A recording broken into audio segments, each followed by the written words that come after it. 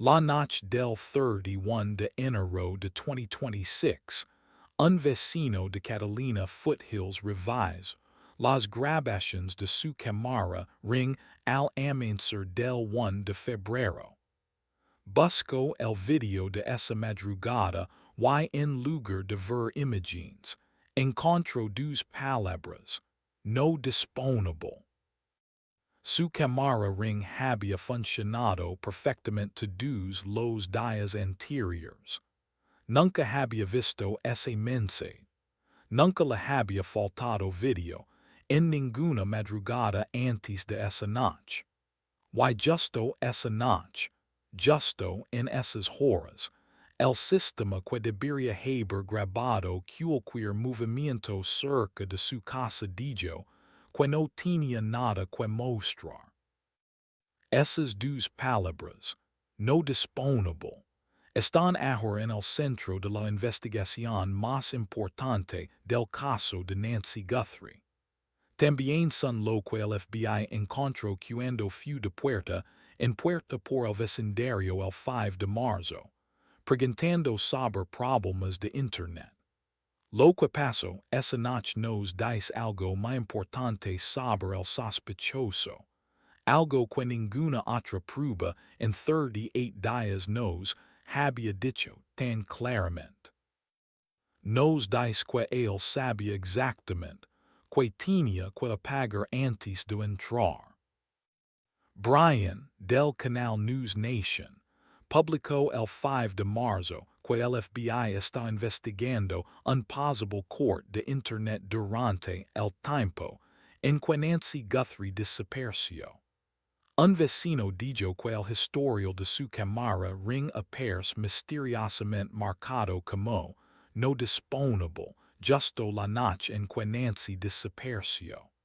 Pero no fue solo un vecino.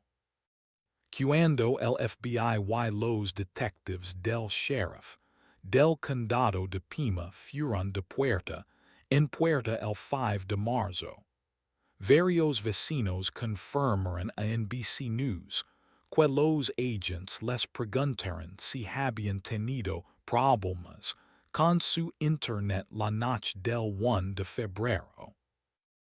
Los agents también les dijeron algo que el departamento no había dicho públicamente hasta ese momento, que varias personas en el área ya habían reportado problemas de conexión a Internet esa noche. No una persona, varias. Y luego legaron los vecinos que viven justo al lado de la casa de Nancy. Esa pareja tiene 4 cámaras ring en su propiedad. 4 cámaras en total. Cuando revisaron las grabaciones de esa noche, encontraron algo muy extraño. 3 de sus 4 cámaras habían funcionado perfectamente toda la noche. Solo una había fallado. La cámara que no funcionó era la que estaba más cerca de la casa de Nancy. Era precisamente la que tenía el mayor ángulo hacia esa propiedad.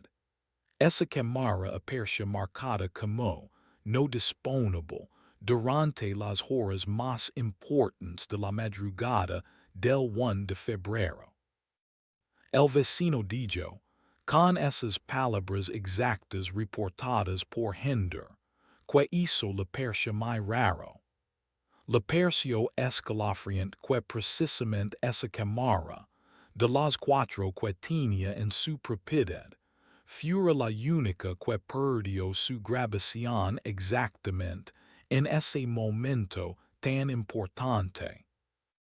Ahora viene un detalle técnico que la mayoría de los noticieros no explicaron bien, pero que puede ser la parte más importante de toda esta investigación.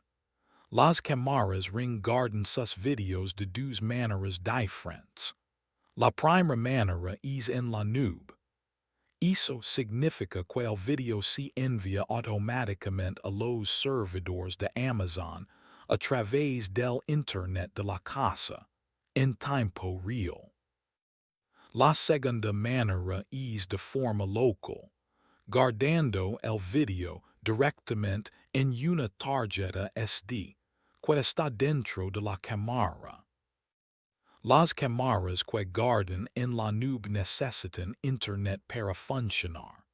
Si el Internet se corta, esas cámaras no pueden guardar ningún video. No queda ninguna grabación. Pero las cámaras que tienen una tarjeta SD local no necesitan Internet para grabar. Graban directamente dentro del aparato, sin importar si hay Internet o no. Un usuario, en los comentarios de la cobertura de la revista, Parade dijo algo muy importante, algo que el FBI ya sabe pero que el público necesita entender bien. Dijo que si hubo un corte de Internet en esa área, los vecinos necesitan revisar sus cámaras que graban localmente en una tarjeta SD, porque esas no dependen del Internet para funcionar. Si algún vecino de Nancy tiene una cámara con tarjeta SD local que estaba encendida esa noche, ese aparato puede tener grabaciones de esa madrugada que no fueron afectadas por el corte de Internet. Sería una grabación que el sospechoso no pudo borrar ni bloquear con ningún aparato de interferencia, porque esa cámara no necesitaba Internet para grabar. Pequeño video de un vecino, que quizás ni sabe que tiene una tarjeta SD local puede contener exactamente lo que ninguna cámara conectada al Internet logró capturar. Ese es exactamente el tipo de información que el FBI busca cuando va de puerta en puerta. No solo están preguntando sobre el Internet, también están preguntando sobre cámaras con grabación local, sobre grabadores físicos, sobre sistemas de vigilancia que no necesitan Wi-Fi para funcionar. Hay algo más del día 37 que ningún reported anterior de esta serie explicó con suficiente detalle. El FBI formó un equipo especial dedicado únicamente al caso de Nancy Guthrie. 4 detectives y un sargento del departamento del sheriff del condado de Pima fueron trasladados a la oficina del FBI en Tucson, donde trabajan tiempo completo junto a agents federales. Específicamente en este caso, y solo en este caso. No están en la oficina del sheriff en Tucson. Están en la oficina del FBI. Ese detalle es importante. Significa que la investigación ahora está siendo dirigida a nivel federal, con recursos federales, y con un nivel de cooperación entre el sheriff, y el FBI que este caso necesitaba desde el principio y que finalmente existe de manera oficial. La exagente especial del FBI Jennifer Coffendafer escribió públicamente que este caso es todo lo contrario a un caso frío. Dijo que es una investigación al rojo vivo, con hasta 100 agents, analistas y oficiales del sheriff del condado de Pima trabajando en todas las pistas posibles, las 24 horas del día, al rojo vivo, con un equipo especial dedicado, con el FBI investigando el corte de Internet, con la caja de servicios dañada a la vuelta de la esquina siendo analizada, con la genealogía genética del laboratorio paraben activa, con el equipo CAST del FBI analizando datos de tours celulares, y con el anillo en el dedo meñique del sospechoso, que Coffendafer dijo esta semana es al sospechoso muy fácil de identificar. Piero he algo que el exagente del FBI Robin Drake dijo esta semana que añade la capa más importante de todo lo que sabemos sobre el corte de Internet, y lo que nos dice sobre quién es realmente el sospechoso. Drake dijo que el uso de la palabra dirigido, que es como el departamento describió el crimen desde el primer día, puede confundir al público sobre quién es realmente el sospechoso. La verdad puede ser más sencilla de lo que mucha gente en Internet imagina. La psicóloga Shaba Scott añadió que normalmente hay que quedarse con la explicación más simple que encaja con las pruebas. Dijo que el nivel de sofisticación del corte de Internet no significa necesariamente que haya una organización criminal compleja detrás de esto.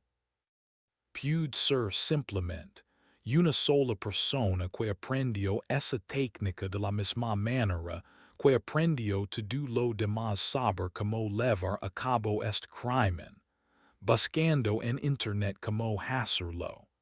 Una sola persona, no una red criminal, no un cartel.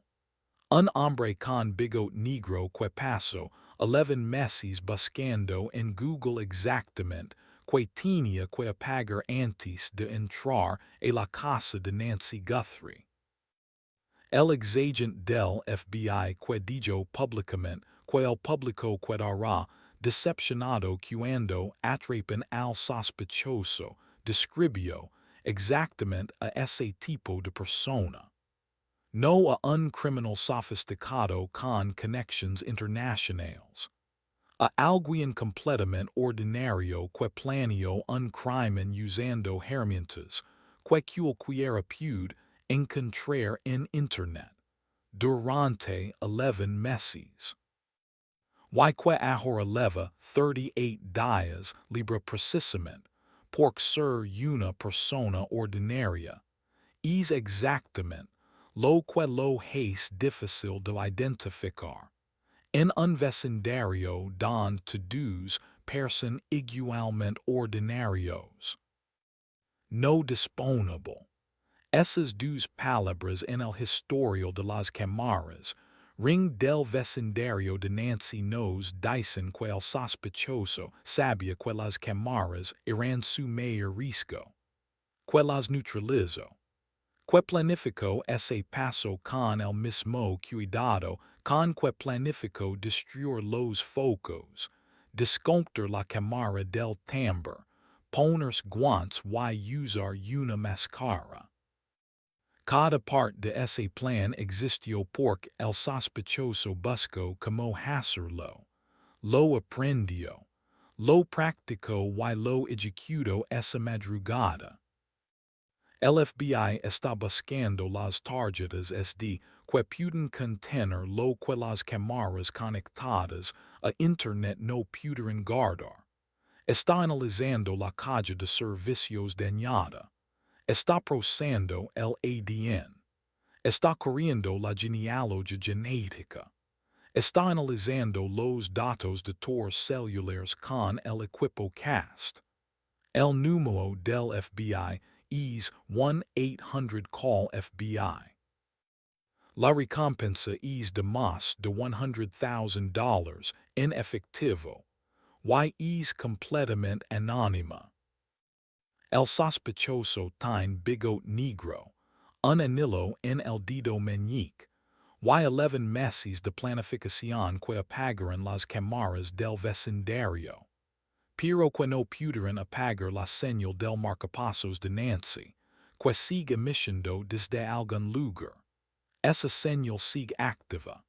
El equipo especial dedicado sigue trabajando. Y la tarjeta es de local, que puede contener lo que ningún servidor de Internet pudo guardar, sigue esperando ser encontrada.